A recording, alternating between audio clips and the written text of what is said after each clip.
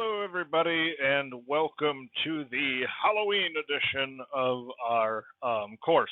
Actually, as a matter of fact, for this particular week, apart from the discussion board, there's not really a whole lot in terms of lecturing.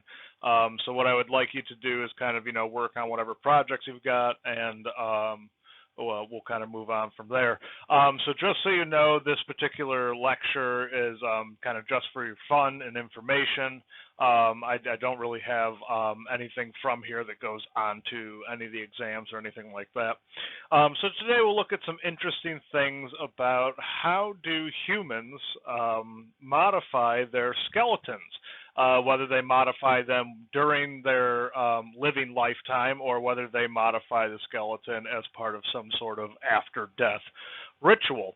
So we'll look at things like Tibetan bone flutes. We'll look at trepanning, which is the process of cutting a hole in the skull. We'll look at some ancient Maya bling, which is where they drilled holes in the teeth and inlaid precious gems. And we'll look at some trophy taking, like the skull cap down in the bottom right here. So we're going to look at a whole bunch of different ways in which humans have modified their skeletons using either cultural practices or burial rituals. So what we're looking at here is something that we call the biocultural perspective. It's the notion that culture plays a large role in how we shape our bodies throughout time, and that some cultures will go to extremes to obtain ideal forms of beauty, right? So really the biocultural perspective is just, trying to really get at how does culture affect biology, right? So this is really just kind of how that biology and how culture interact with one another over time. So we'll look at things like lip discs that we see in various tribes throughout the world, as well as neck elongation, which we see in Southeast Asia, as well as some tribes in Africa.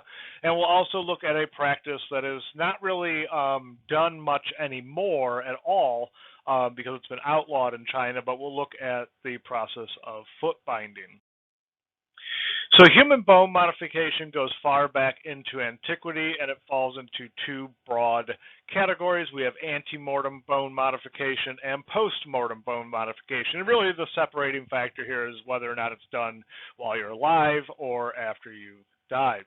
And there are a variety of reasons for human bone or skeletal modification. It could be part of the burial program. It could be done to conform to some cultural ideal of beauty. It could be done to show status or class, or it can be done as a form of tribute or worship related or for religious purposes. So ante-mortem bone modification, or bone modification that happens while the individual is alive. There are several practices throughout the world. We'll talk a little bit about foot binding, which occurred from the 10th to the 20th century in China.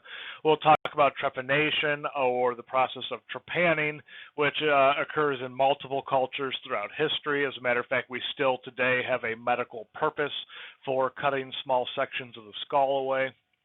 And we'll look at something called cradle boarding, which happens in indigenous groups in the New World. So the bottom left here, you can see the foot binding. This is a process where the feet are broken, the toes particularly, and the bones are kind of folded inward to make the foot smaller. We'll look at trepanning, which is cutting holes in the skull for various reasons. Some of them are religious related, and some of them are kind of medical treatments, whether modern or ancient. And we'll also look at cradle boarding, right? And this is really an interesting kind of cranial modification, right? You kind of strap your infant into this kind of board-like contraption and place pressure or compression on the skull. And since, infant skulls are soft and malleable, they can kind of mold the shape of the skull over time without affecting the brain growth or without really disturbing too much of the skeletal development of the infant. So to talk about foot binding for a little bit, the true origin of foot binding is a mystery, but there are two origin stories that exist for the practice. You have the concubine Daji from the 10th century AD, and she wanted all of the women in the court to have feet that looked like hers, right? So in essence, she was a very powerful concubine of the emperor, and in essence wanted all the other women in court to kind of conform because she was in fact the favorite. You also have another story about concubine Pan Yu-er from the 9th century AD, and this is kind of an interesting story. It talks about her being a great dancer, and this is kind of based on this linguistic association between the use of the term golden lotus to describe delicate feet, because in her story, she essentially modified her feet, went through this process of foot binding so that she could have feet that were delicate and small enough to be able to dance on top of a giant lotus. Right, foot binding itself was generally practiced by elite members of the royal family and their cohorts, as well as very wealthy members in society. And men did not practice foot binding, right? It was not done on men, it was only done on women. But men did kind of control when women or when the girls would start that process. So foot binding itself, it lasted well into the 20th century. We have Dungan Muslim women from central China that practiced foot binding all the way up until 1948. We refer to this in anthropology as something called internalized resistance, because foot binding was in essence outlawed following the communist revolution in the early 20th century, and the communists really did not like or kind of really govern well with kind of the Muslim or the highly religious Muslim groups within central China. So in response to being oppressed, the Muslim groups continued to practice this practice well into the 20th century. So foot binding itself is unique to Chinese culture. We don't find it anywhere else in the world. And why would you bind the feet, right? Well, some will say it's seen as a symbol for beauty, but it was also seen as a symbol for wealth, because essentially the family would be losing a worker, right? Back in the kind of early days when this practice started, you were living in societies where, every individual in the family had an important role in providing resources for the family as a whole. So being able to kind of foot bind one of your daughters in essence showed that you were capable of just, not having to use her to gather resources for the family, right? In some instances, women would imitate foot binding with specialized shoes, right? This occurred kind of a little bit later in time when it became more of a wealth statement and a fashion statement, right? So you had middle-class women who, were not wealthy enough to be able to go through the foot binding process themselves. They were kind of buying these shoes to kind of imitate it a little bit. And here you can see an image of the kind of real foot binding shoes. And then here you can see an image of the imitation bound foot shoe that kind of makes the toes look a little pointed and squished in. And this was very, very popular in China in the 18th and 19th centuries as a kind of middle class symbol of wealth. So there are steps in foot binding. Essentially the goal of foot binding is to rearrange the bones of the feet into a triangular shape, or to fold the toes so that they are no longer visible from the top of the foot. It was a multi-step process that lasted for years and was started at a very early age, usually around 5 or 6. The feet, in essence, were washed and the toenails were cut very short. The feet were then massaged with oil, animal blood, as well as herbs, which was believed to kind of soften the feet. The toes were broken and folded inward, and the feet were then wrapped with 10-foot-long silk strips, which were then kind of unwrapped, after a little bit of a healing period. Every day the feet would be basically unwrapped, they would be washed, and then they would be rewrapped a little bit tighter, right? Kind of every day kind of conforming those feet a little bit more and more to the desired shape.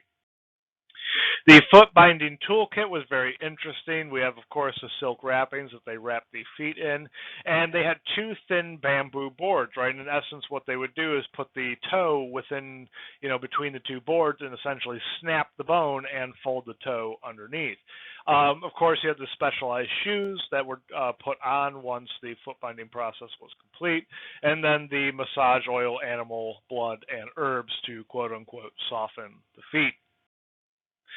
So this is showing you an image, an X-ray image at the top of a person who went through the process of foot binding, and then you can see how that process was at the bottom right, and see how those bones were rearranged. You can see that the largest bone in the bottom right there, the calcaneus, is completely turned on its side and reoriented, right, along with the foot bones as well as the metatarsal bones.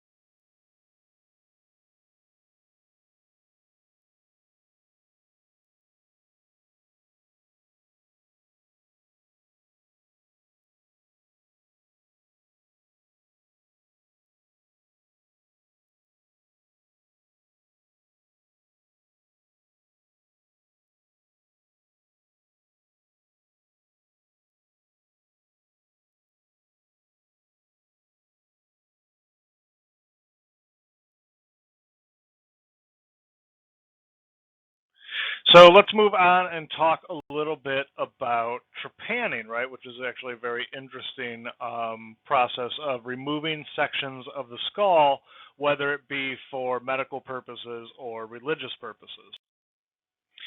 Trepanation itself is a surgical procedure where a hole is drilled, incised, or scraped into the skull using simple surgical tools. The earliest recorded instance we have is in the 6500 BC in northern France, a place called Coquerel. And trepanning itself has been recorded all over the world at various times and in various cultures, right? It always involves removing a section of the skull while the individual is still alive, and in some cases, while the individual is still conscious. Like I said, trepanation occurred in multiple cultures throughout the world, including the ancient Maya in Central America, native North Americans of various tribes, the Inca in South America, in Peru, and Neanderthal groups in ancient Europe, as well as French, German, and Greek physicians, as well as modern doctors today, right? It's always important to remember that trepanation still has a very legitimate kind of use in modern medicine as a way to relieve intracranial pressure when there is a traumatic brain injury. So trepanning in the ancient world was used likely to release supernatural forces from the mind on individuals who were mentally ill. This used to actually be a way in which mental illness was kind of perceived by individuals in the culture around these people. In some instances, trepanning was used in ritual settings, like we'll look at with the Inca here in a second, to bring the individual closer to the gods. So this is showing you kind of the basic trepanation toolkit. You have, it's basically some drills and some kind of scrapers and some priers to kind of pry the section of skull away. So it's not exactly a horribly advanced toolkit, very rudimentary in terms of how it works. So if we look at the ancient Maya, we have the Cinco Cerro site in northern Belize, and we have this date range for the site goes from 300 BC to 300 AD, so a nice long period in which people were living here. Trepanning was used as a technique on several burials, but only elite burials or elite individuals or individuals that were buried with a lot of valuable items show evidence of trepanning. So it's kind of really interesting. It shows that in the Maya, trepanning may have only been a practice that was done by elite individuals, right? It wasn't done by kind of the common everyday person. So this is showing you the pyramid at the Cinco Cerro site. It's kind of right on the coast there. And basically right at the base of that pyramid there was a crypt in which they found the individual you see on the right who has a hole missing from their skull. Here are some other examples from the site, as well as a bone rattle that was made out of somebody's femur. So, you know, the Maya kind of used bone as in all sorts of different ways, right? The bone rattle itself should be kind of classified more as post-mortem. This has kind of occurred after the individual is dead. But the images on the left, you can see the image at the top, you can kind of see how the margins on that bone in the hole are very, very clean. It's a very clean cut. This is what we call a cookie cutter kind of effect. That was done on an individual after they had died, right? There's no evidence of healing there. But if you look at the individual on the bottom, you can kind of see that hole, but you can almost see a very larger margin there, and that's kind of all healed bone. So the trepanning that was originally done on this individual was done while they were still alive, right? And this individual lived for quite some years afterwards to have that much healing and that much bone regrowth. So if we look at another part in the ancient world, the trepanation toolkit involved this tool called a terebra, right? And this is a very interesting tool. It's a rudimentary kind of drill that you can use using just your hand to pump up. You know, essentially what you do is you pump that handle up and down, and as you pump it up and down, it spins the little drill bit there. And this kind of tool is found in various cultures throughout the world at various times in history, right? So it's kind of something very rudimentary and basic that multiple human groups seem to be able to invent by themselves independently. And in a lot of cases, at least in Central America or wherever it's available, we see the use of obsidian as a cutting implement because obsidian is actually sharper than surgical steel. So it's a very, very clean, sharp cut. Well, if we look at trepanation in Peru, we have burials from the 15th century at Machu Picchu that show trepanation, right? It was practiced only on elite individuals, and it's been hypothesized that it was done to bring the person closer to the sky god Viracocha. This is just showing you some more of the skulls that were found in Lima, Peru. And you can see, look at the individual on the bottom left there. You can see they had a huge section of their skull cut out, a lot of it healed, but look at how thin the bone is once it had healed, right? This kind of goes to show this individual dealt with either malnutrition or repeated bouts of infection, which affected the ability for the bone to grow. Here we see an image of trepanation in Peru based on the accounts from Francisco Pizarro in the 1530 AD. You can see an individual basically being held down because there was no anesthetic or no good anesthetic, and you can see the other individual kind of scraping away a section of the skull. And this was done as a religious ritual. You can see the shaman or shaman/king kind of standing over them, overseeing the ritual. Moving on, we see trepanation in the Old World. Remember, our oldest instance of trepanation occurred in France at 6500 BC at a place called Coquerel. And trepanation was prescribed for a variety of conditions ranging from migraines and hysteria to disobedience and personality disorders, right? In kind of ancient Europe, trepanation was used for a whole range of treatments, and this was really kind of based off of the work of Hippocrates, right? So if we look at ancient Greece, right, Hippocrates wrote about trepanning tools and the procedures used to treat skull fractures, and this is where we get the original name for that hand pump drill, the terebra.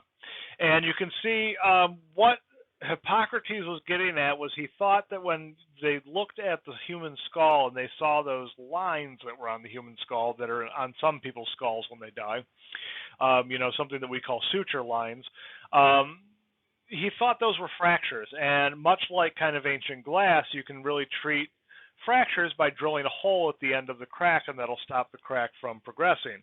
So they thought that by drilling a hole in the skull, they were able to kind of treat the fractures that were in the skull, right? They were also used that as a way to treat legitimate skull fractures when someone had a traumatic head injury. So this is really based off of how they believed bone fractured, right? And Hippocrates looked a lot at kind of the original classification system for bone fractures, right? And you don't need to know all of these different, this is just showing you the different types of bone fractures that we see. In 19th century Europe, by the 19th century, physicians used trepanation in instances of head injury, particularly skull fractures, based off of Hippocrates' work. We have Paul Broca, who is a French anthropologist and physician, experimented with trepanning, noticing the difference in strength between children and adult skulls. And what Broca was really doing was looking at how does age affect bone density, right? And trepanning was an easy way to determine bone density of children versus adults. We also have John Graham, who is an English physician who experimented with stone tools and trepanning, right? You can actually see an image of the original skull that John Graham used. And what John Graham was doing was he was really trying to provide historians and archaeologists with a way of being able to tell what tool was used to cut a hole in the skull when they dig the skull up out in the field, right? So it really gives us kind of a good research tool. If we look at 1815 in England, we have Charles Bell, who perfected a method for treating brain aneurysms using mechanical trepanation, right? And really what he was treating was not really the aneurysm itself, but the kind of post-after effect, the brain swelling that is caused by the aneurysm. So in essence, what he would do is when you drill that hole in the skull, it relieves that pressure that builds up from that artery bursting. Here is a 17th century Dutch manual for the using trepanation to cure demonic possession, right? So really, in a lot of instances, in some kind of even in medieval Europe and colonial Europe, a lot of physicians and kind of religious individuals believed that people could be possessed by evil spirits, and that cutting a hole in the skull would allow those evil spirits to escape. We also have an instance of Abraham Lincoln was trepanned shortly after he was shot in the head at Ford's Theater by John Wilkes Booth. And it's really interesting because some kind of modern historians and doctors will argue that it's really that trepanning process and the probing that they were doing after trepanning his skull that really was kind of what killed him, that he may actually in fact have survived the gunshot wound if the doctors hadn't gone digging around in his brain. If we look at cradle boarding, this was practiced among the Inca, the Maya. We look at African tribal groups who practice something called sinew binding, and indigenous North America and various tribes. And cradle boarding had varying effects from culture to culture, right? The most extreme cases produced elongated skulls, and the less extreme forms displayed a general flattening on the back of the skull. And we'll take a look at some of these cases here. If we look at cow swamp skull number 5 from Australia, this is our oldest instance of cradle boarding. It's an early modern Homo sapiens skull from around 15,000 BP. So how does it work? Well, the cranial vault bones in children are very malleable and not yet fused. So by manipulating how the bones sit at an very early age, the process does not disturb brain growth or development. And it lasted until essentially mid-childhood, around 5 to 11 years old, right? So in essence, by that age, the skull has kind of begun to set and is really kind of in its permanent shape. The most extreme cases of cradle boarding that we see are these numerous skulls from the Inca Empire in South America that display the effects of cradle boarding, right? And it was used and can be achieved by several methods, all of which are designed to compress the cranial bones into a specific shape. And you can even see some hair left over on the individual in the bottom left, right? So when you watch kind of Indiana Jones and the Kingdom of the Crystal Skull, it always kind of makes me chuckle because those elongated alien-like skulls were actually found in the Inca Empire, but they were not, you know, these kind of alien skulls, right? They were actually humans that had undergone a very unique kind of cultural process for ideals of beauty and wealth status. So this is showing you another example, so you can see it does become fairly exaggerated. And you can tell this individual actually lived quite a long time, and I can tell that just by looking at the image, by looking at the bottom jaw. You can see that the jaw at the bottom is very smooth, which means that that individual lost their adult teeth at one point, and the bone had actually begun to fill in those tooth holes, right, or the tooth sockets. So in essence, that individual not only lost their teeth, but lived for quite some time afterwards. So this individual was actually elderly by the time they passed away. We also have this individual that was found in a cave outside Lima, Peru. It dates to around 1300 AD, and it's the world's most extreme cranial modification to date. It has, basically the skull was flattened so flat that it created this big fan-like pattern in the back. I mean, you can almost imagine this individual would have had a very bizarrely shaped head in life. If we look at the Maya, the process they used was a series of boards or tightly bound cloth. The boys had a specific process in which they, specific kind of head shape that they were looking for, as well as girls had a different type of head shape. Girls went more kind of tall and coned, and boys went more flat and towards the back. You can see in the left an image of the kind of early contraption that they use, which is the cradle board, and as soon as the infant is able to walk, then they move over to the kind of head contraption you see on the right. Cradle boarding in North America is it's been documented in the Cheyenne and the Chinook tribes.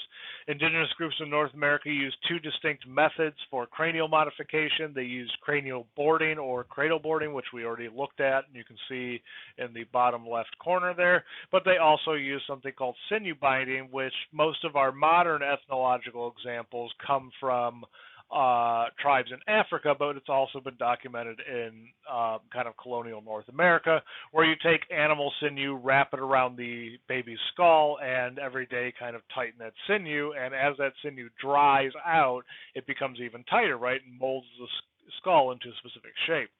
The practice stops in the early 19th century when it was outlawed by the U.S. government. This shows an early 18th century leader named Kane Cow Watcham, who was a Chinook leader, who himself went through the process of cradle boarding, and you can see him holding his son, who is also going through the process of cradle boarding.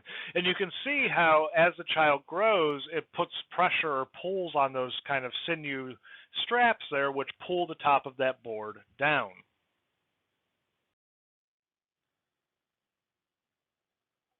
So as the child would grow, so would the pressure on their skull, thus modifying it or shaping it into a specific shape.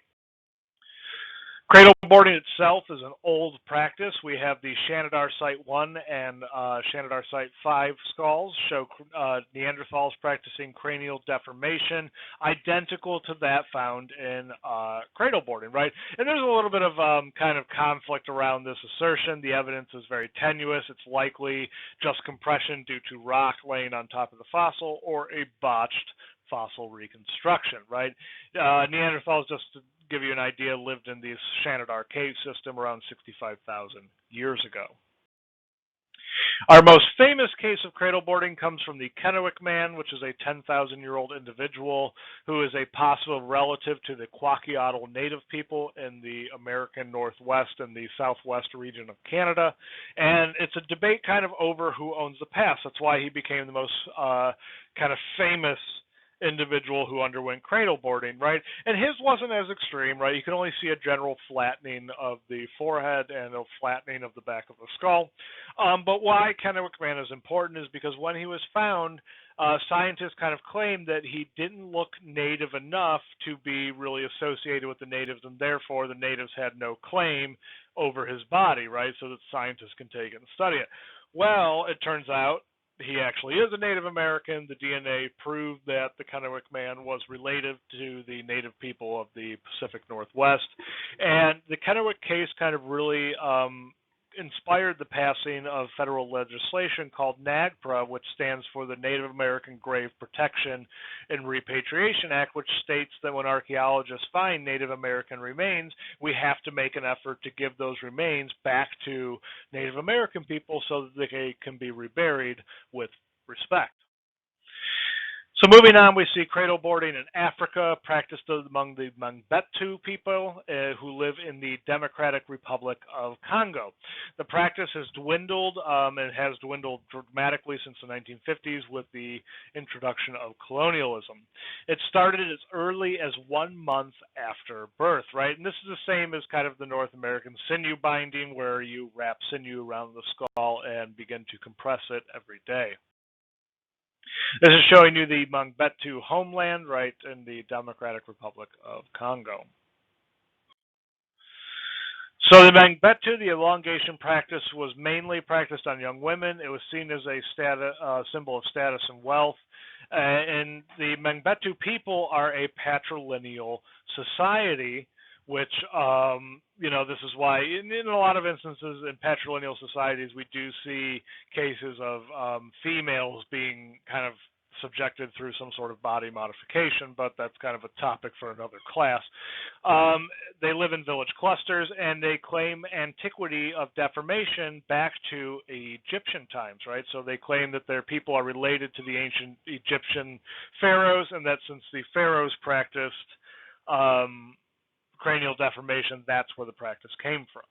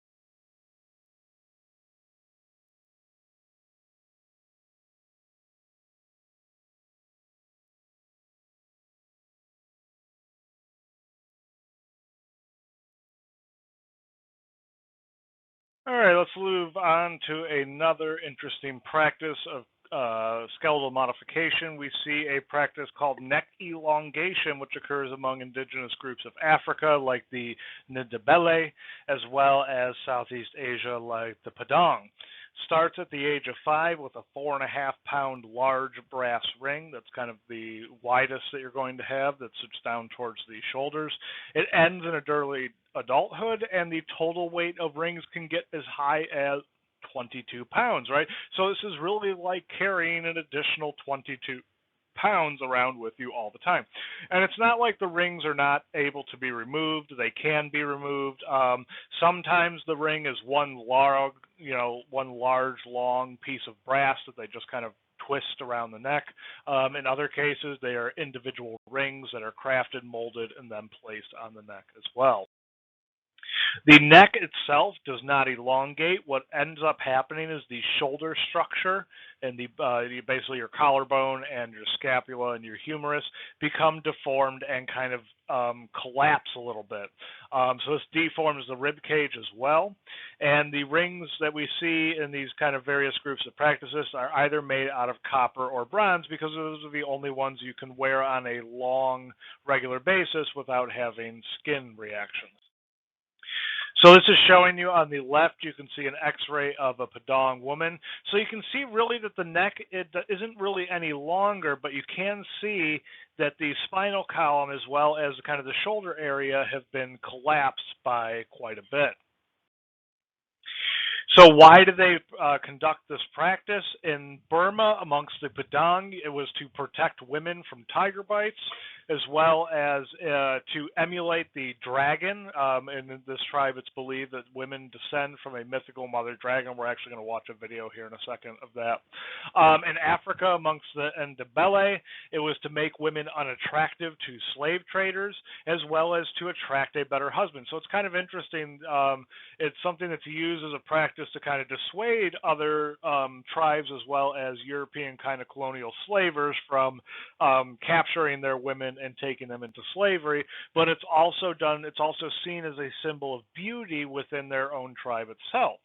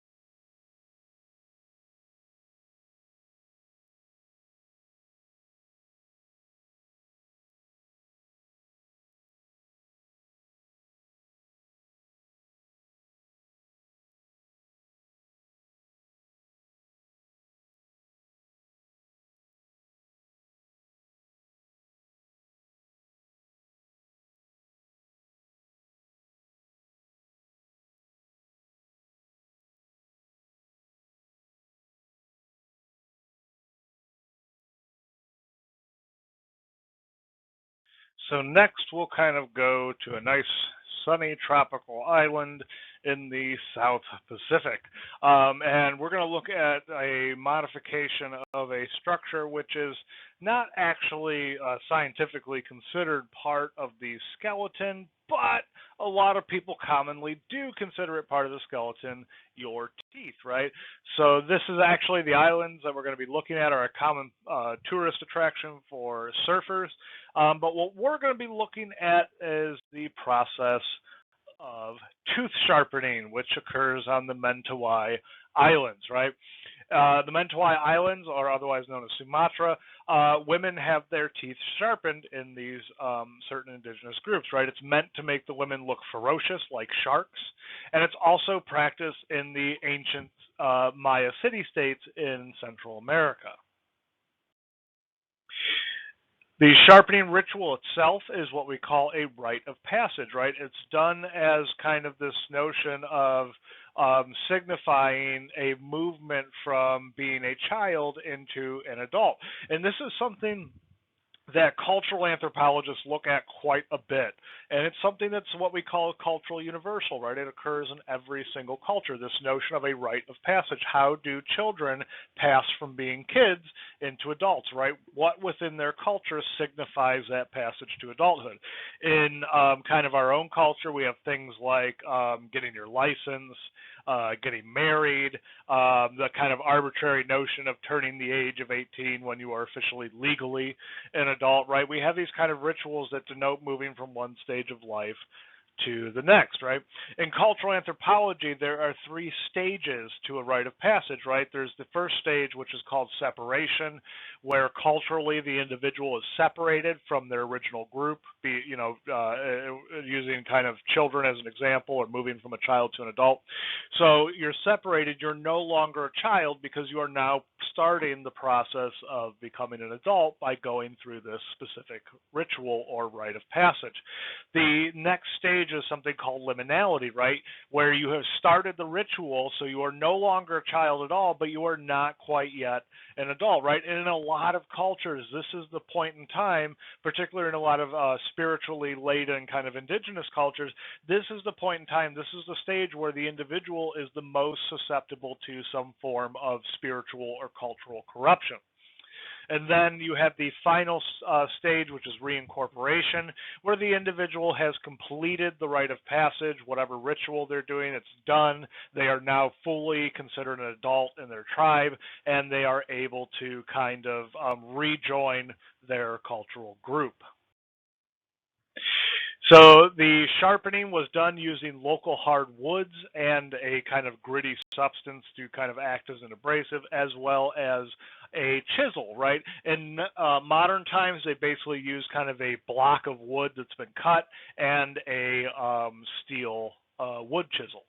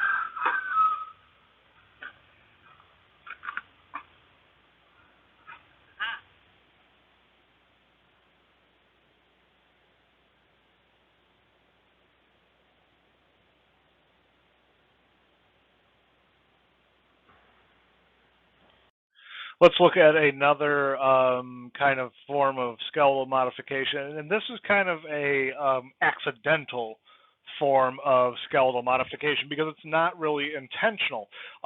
When you put a lip disc into your bottom lip and wear it over a period of time, it creates a small shelf or a small indent on your jaw, or, you know, the anatomical term is your mandible, right? So you can actually see it. It's like a little line across the front of the jaw. Lip discs themselves are used in Ethiopia, Ecuador, the Sudan, as well as the northwestern indigenous tribes in the United States. It's practiced amongst the Kayapo in South America, the Surma in Africa, as well as the Inuit in the United States. It's a large stone or wooden disc is usually used, and usually the first incisors in the bottom tooth row are removed, right? So those first two teeth in your bottom jaw are taken out so that that lip disc has room to sit in there. And like I said, this causes what we call a shelving of the mandible. So this is just showing you one of those lip discs, so you can see just kind of how stretchy or kind of how elastic the tissue in your mouth and around your face actually is, right? So it can stretch to this huge, huge degree. So let's watch this video here real quick on them inserting a lip disc.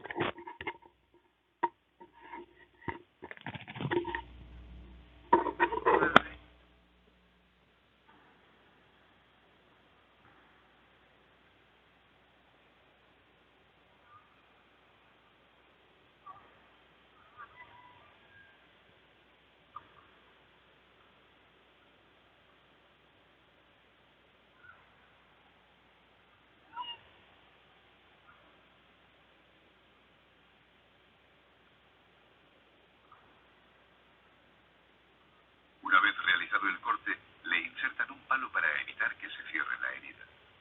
Con el tiempo, y a medida que el labio vaya cogiendo elasticidad, irán colocando platos cada vez de mayor tamaño.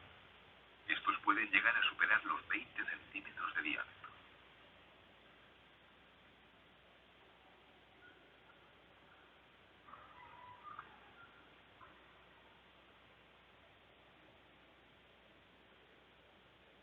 En la actualidad, colocarse o no el plato labial es una difícil decisión que tienen que afrontar las chicas Morse.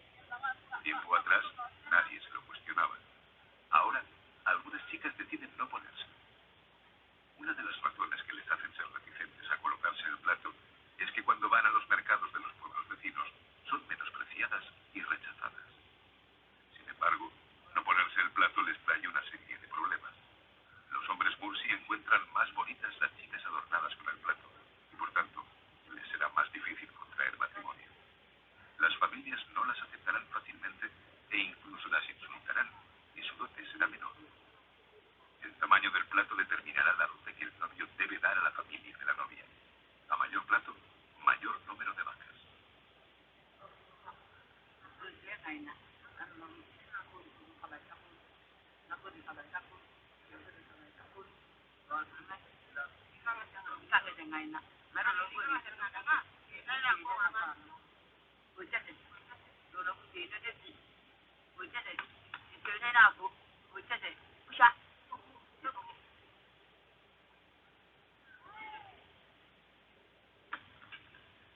La tradición dice que la mujer debe llevar siempre puesto el plato en presencia de los hombres y que solo puede quitárselo en la intimidad de las casas, mientras duerme o en presencia de otras mujeres. Pero en la práctica, esta tradición se ha dejado de cumplir.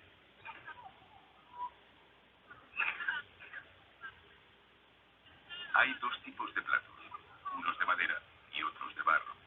Estos últimos son los más comunes.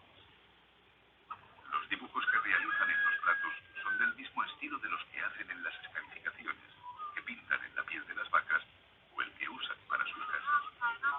Son dibujos de formas geométricas muy propias de los Mursi y que les diferencian de las otras etnias. Al fabricarlos, usan su propia leche para darle un acabado más fino. Elaboran un nuevo plato cada vez que uno se rompe, hecho que ocurre muy a menudo, o que es necesario ampliar el tamaño del mismo.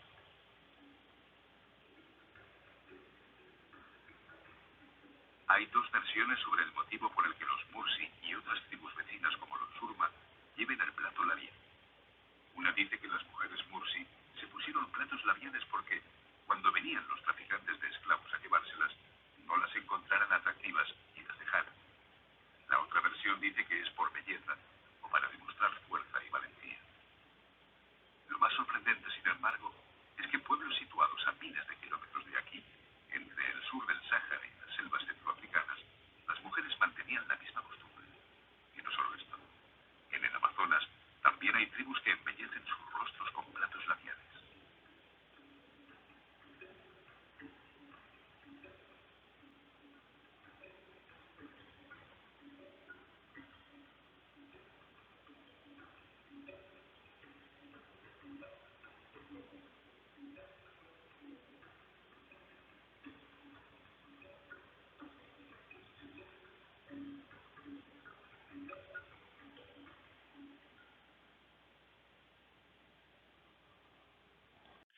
All right, let's move into kind of westernized societies here and look at a practice called Victorian tight lacing, which is the practice of kind of tying a corset so tight that it actually deforms the skeletal structure. It's practiced in Western Europe and the United States from 1850 until about 1930. Corsets are still available and are still used and worn, but it's not to the same degree that it was. This involved tying corsets as tight as humanly possible, and this caused a deformation of the rib cage and also caused massive fainting spells. And what this was done for is to conform to ideals of beauty as well as behavior, right? Women back then were supposed to be seen as these dainty creatures that didn't, do any kind of strenuous activity or work, and the kind of corset really prevented them from doing so because it really restricted their ability to breathe, right? So this is different from the corsets that were used since the 15th century invention in Italy, right? These were kind of the extreme version of this. So this is showing you kind of from a book from the Victorian period, seeing the ideal female body, showing you kind of what a healthy body is supposed to look like, and then a rib cage that's been deformed by tight corseting. Part of being the ideal Victorian woman was looking just right. Whatever your physique, one of these came in handy. In fact, this was essential. Looks quite tight already. Exactly, squeezing all the air out.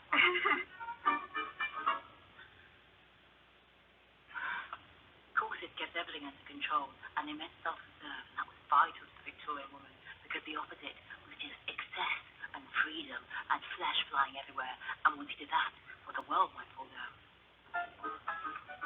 Sarah Nichol looks after one of the biggest corset collections in the country. So tell me about all the different layers we can see here. What's going on? First of all, we've got the chemise underneath, so you would never have worn your corset next to your skin. The corset predates the bra. Its function was to support the chest and help take the weight of up to 14 pounds of clothing. And then with this, you would have had a petticoat as well. That's sort of 5 garments before, you've even got to your outerwear. The Symington factory manufactured corsets that were affordable for everybody. They did all of their own artwork and printing for all their box tops and their corsets. That's beautiful. It may look beautiful, but women were unwittingly paying a terrible price. In the 1860s and 70s, corsetry became increasingly extreme.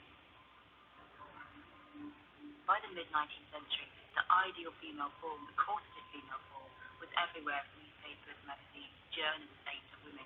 And the celebrities, the actresses had it, the dancers had it, but particularly the fashion plates had it, this impossible figure. I mean, they were drawn simply because no woman would look like that.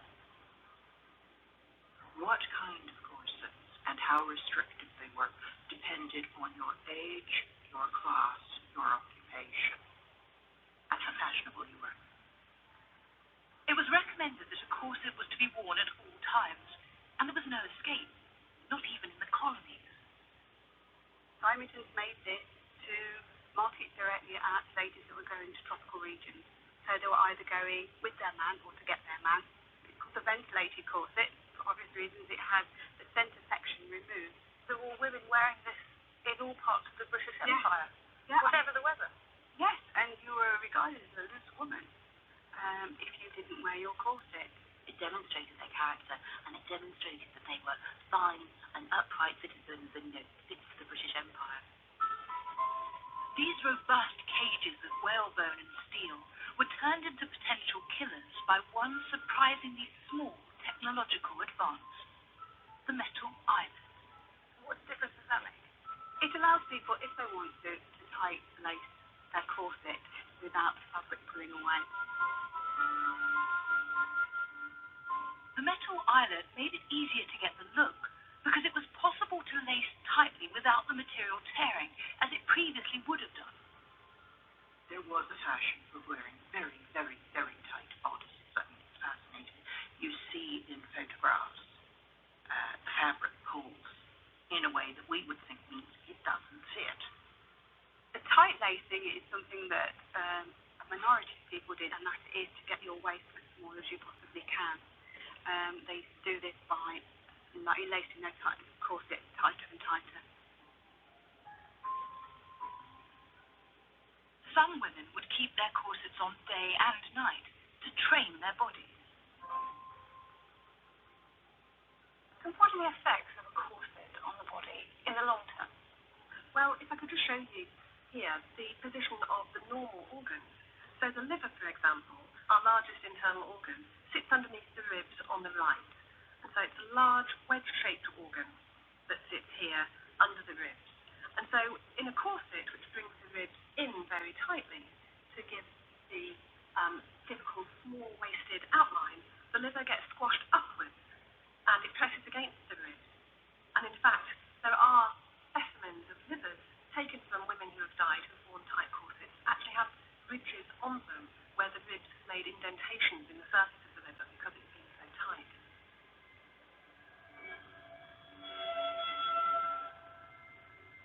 And another organ that may be affected by a tight corset is the stomach.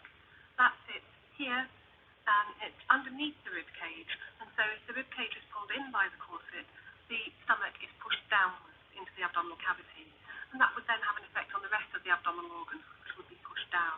This is a pregnancy corset from 1885. Some women even wore corsets when pregnant.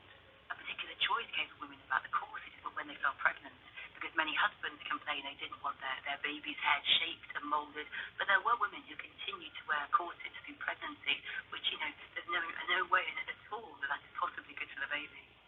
One of the problems with corsets after pregnancy, particularly if women had a lot of babies, was that of prolapse of the uterus.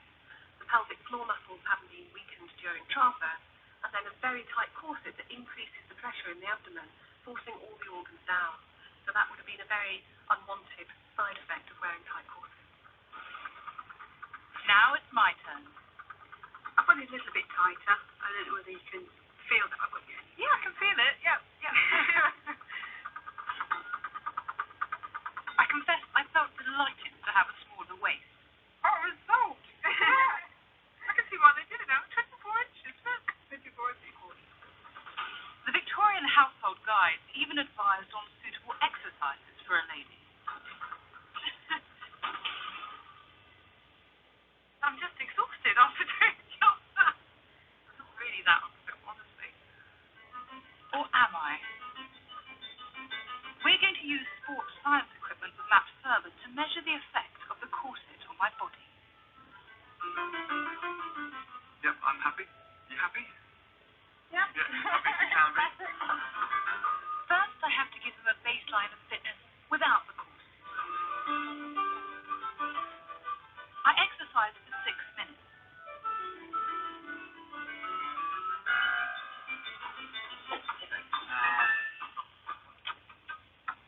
Now Matt monitors my vital signs with the corset on.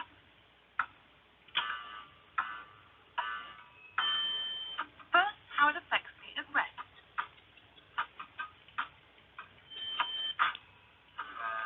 3, 2, 1, go. And I repeat the same exercise with Matt measuring my heart rate and air flow.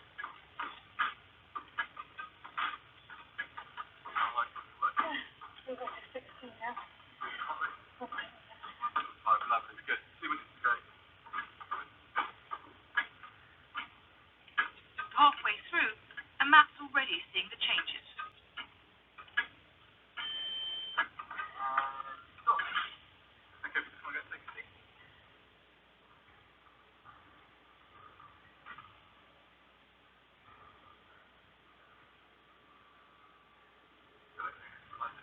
Bit lightheaded. I feel close to fainting, and it takes 2 minutes for my head to clear, and I'm not even tight-laced. Breathing okay? Yeah. Last 10 seconds. Excellent. Well done. Free. So what happened? All right, now. What can science reveal about the effects of a corset? So, in terms of the rate in which you're breathing, Look at that. so even at rest, see, so you've got the red line is when you're wearing your corset, and the blue line is not when you're not wearing your corset. So you see, even at rest when you're sitting down, you're breathing in the corset around about 23, 24 breaths per minute, whereas when you didn't have the corset on, you were down about 14 breaths per minute. So it shows that even at rest, the corset is really restricting. And then when it actually comes to wash out when you're doing the exercise, and you can see with your figures, with the corset on, your tidal volume, so the amount of air you get in every breath, is a lot lower. You're breathing approximately 200 to 300 mils less every single breath with the corset on. Gosh. Yeah. So that's why at the end I felt like I was really fighting to get in there. Absolutely.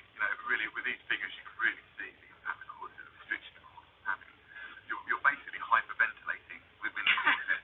That's kind of what's happening because you're breathing an awful lot faster, over 10 breaths per minute, an extra 25% faster wearing a corset. I've proved it's damaging, but could it be a killer? That chronic underperfusion, not getting enough air down into the bottom of the lungs, could cause problems. It predisposes to infections like pneumonia, and that was something that a very tight corset, worn for many hours a day, could cause problems with. If a woman had an underlying problem, it could exacerbate it. So, for example, if a young girl had rickets and vitamin D deficiency, she'd have soft bones that were still developing, and they could be distorted very much by wearing a tight corset. There are stories of the ribs breaking and piercing the lung underneath, which could be fatal. As the century wore on, the corset became the focus of a huge debate. Women's possibilities for activity became much larger in the 19th century. By the end of the 19th century, there was nothing virtuous in going around on your bicycle, in walking freely, and so this really wasn't very practical for them to be wearing corsets. I mean, it simply didn't work.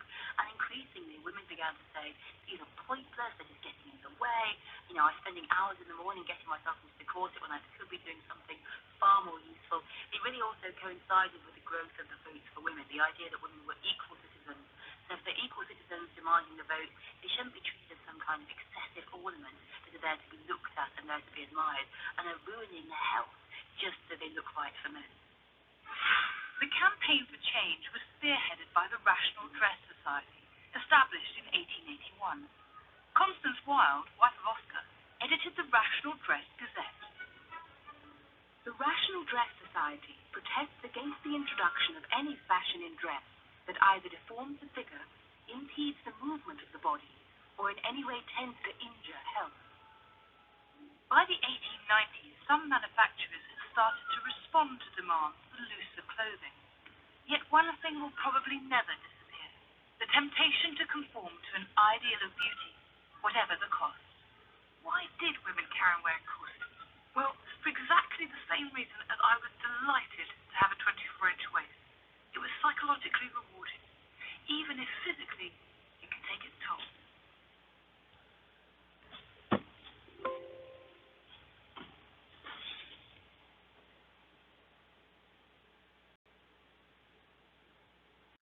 All right, let's move on to our next category of bone modification, which is postmodern bone modification, right? Remember, this occurs after death. It's mainly related to burial rituals. There are some instances which are related to trophy taking during warfare, and postmodern bone modification occurs in several cultures throughout the world. We will look at the Maya in Mesoamerica, the Iroquois in North America, as well as the Diax in Borneo. If we look at an example from the Maya, we have the Maya elite king from Tikal from 734 AD, who was found in a burial in Temple 1. You can see him posted a picture of him down in the left corner there. His name was Hasao Khan Kawil, which translates roughly into fiery jaguar paw.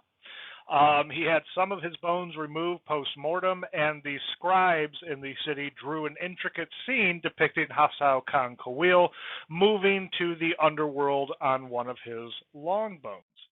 And here we can see the depiction here, and below you can see the two glyphs which represent his name. Basically, the Maya language or their glyphic language is broken down phonetically, so it relates to sounds. Each little kind of block of the glyph relates to a sound which comes up from the word. So the first glyph you see there has three separate parts. The first part on the left there being Ha, the second part in the top right there being Sa, and the bottom part being Wa, right? So that's how you get the Hasa Khan Kawil. You can see the scene that's depicted. It's been reconstructed there, and this is showing the paddler gods, who are the gods responsible for ferrying the dead to the underworld, right? And in the very middle of the kind of canoe there, you can see Hasao Khan Kawil. We also have a carved humerus that we found from a city site called Copan. There's no real provenience. We don't know the individual came from, nor do we have any real details on who the individual was or why their long bone was carved this way. But you can kind of see a really intricate scene carved into the side of this bone, right? It's a scene depicting the summoning of an ancestor through the use of a blood ritual, right? It was carved on a humerus, and it was found near Temple 3, just kind of sticking out of the ground. As a matter of fact, the archaeologists found it because they, in essence, tripped over it. As well, in the Maya world, we have the trophy skulls. Some skulls, usually the captives from a war who were, sacrificial victims, were encrusted with precious gems or semi-precious gems. They are very rare, these kind of gem-encrusted skulls, but they have been found at the Maya sites like Copan and at Aztec sites like Tenochtitlan. And as you can see, it's a very kind of intricate artistry that goes into making these things, right? Carving the tiny little pieces of jade and then kind of fitting them into place so that it kind of outlines the skull perfectly. This is showing you an Aztec trophy skull that was found in a very small site south of Tenochtitlan. And you can see, right, there's actually onyx there, that's that black material, as well as jade, which is kind of that turquoise kind of blue material. But look at the kind of artistry that goes into carving it to even get it around those tooth sockets to make it look like, basically like a skin covering. So very, very tiny pieces, very, very intricate mosaic. And underneath all that is an actual human skull. We also have Iroquois trophy taking that occurs between the 10th and 17th centuries in Native North America. It was actually a regular part of Native American warfare in the Eastern Woodlands, and the Eastern Woodlands is the geographic region that is east of the Mississippi River. The type of trophy depended on the state of the person in which the trophy was coming from. If the individual was dead, they would remove the skin from the skull and take a skull cap. If the individual was alive, they would take their fingers. They also took whole arms and skulls. I can attest to this. I've myself have worked on several sites that were a few hundred years old in northwestern Ohio, and we have found burials there that had individuals who had 4 arms, right? And we know that only 2 of those arms are theirs. So trophy taking itself is not unique to the Iroquois. In fact, it was practiced all over the New World. Among the Apache and the Arapaho of the American Southwest, they would hang the human skulls of their defeated foes from the saddle of their horses. Some skull pieces would also be bound together to create a rattle. Right here you see kind of the very, very top of the skull, what we call a skull plaque, that has been used to construct half of a rattle. So this is showing you an Iroquois skull cap bowl as well as an Arapaho riding skull. So moving on, we have the Diax decorated skulls from Borneo. The Diax people of Borneo decorated the skulls of the captives that they would kill. And this is based off of revenge warfare. So amongst the Diax, if one of your tribal member were killed, you had a spiritual obligation to go out and kill an opposing tribe member to kind of rectify that spiritual imbalance, right?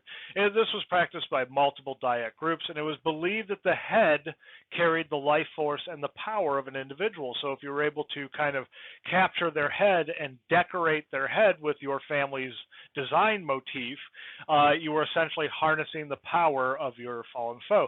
And these Diax decorated skulls are some pretty intricate pieces of artwork. This is showing you where kind of Borneo is situated. So the Diax kind of live in various sections of Borneo as well. So the process, these skulls that were created were very time-consuming. Some skulls took up to 5 years to complete. It was a very slow process of slowly scraping away small layers of bone, and they used granitic rocks as well as chert were used for their very sharp edges to kind of scrape the bone away. So this is showing you one of the Diax skulls. This was actually one was a shrunken skull as well. This is showing you another Diax skull. You can see how intricately the design has been carved in the top of the skull. Another Diax skull. So some of the skulls were coated in clay and then decorated afterwards. And let's look at a few honorable mentions here, and we have, I believe, one more video to watch. Of course, we have Maya bling. These was done by drilling holes and embedding gems in the teeth, and this was actually common practice amongst the Maya elite. Really wealthy individuals would replace whole teeth with gemstones like jade, which is seen featured to the right. Just showing you some more of the Maya bling. We also have the Paris Catacombs, right? This is when the city of Paris began to run out of room for all of their deceased individuals. They kind of dug up a lot of the cemeteries and piled them all into this very vast underground network underneath the city of Paris, known as the Paris Catacombs. So I was just showing you some of the weird designs of bones that you see in the Paris Catacombs. We also have Tibetan bone flutes. In Tibet, it's a common practice for individuals to take the bones of their dead loved ones and turn certain parts of them into musical instruments. This is showing you an older Tibetan bone flute. And then, of course, we have the Nazca and the Amazonian shrunken heads, which are actually not, the skull itself is not shrunken. So this really doesn't technically qualify as a bone modification, but it is still a very interesting process. And I do have an interesting short video that we can watch on.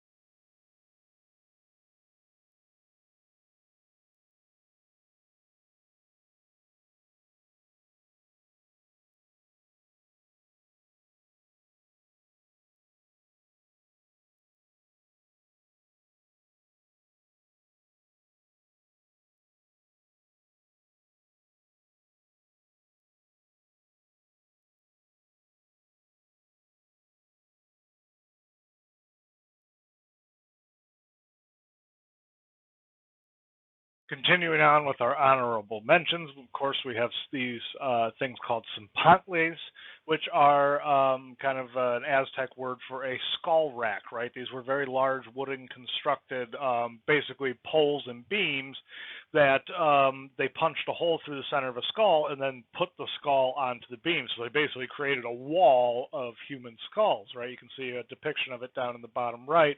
That was provided by some of the Spanish conquistadors that first met the Aztec, right? So this was kind of done as a way to show people outside of the city who were visiting how fierce of warriors that the Aztec were and that they should be feared. This is showing you an Aztec trophy mask.